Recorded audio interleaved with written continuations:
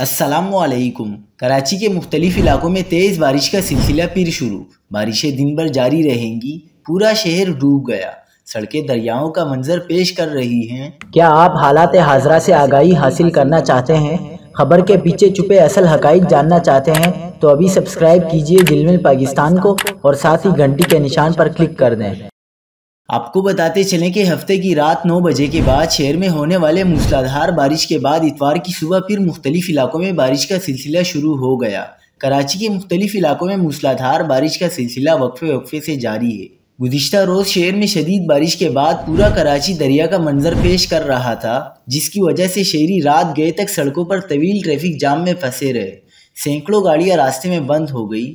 کراچی میں گزشتہ شب موسلادھار بارش کے بعد شہر کی سڑکیں تاحال تالاب کا منظر پیش کر رہی ہیں۔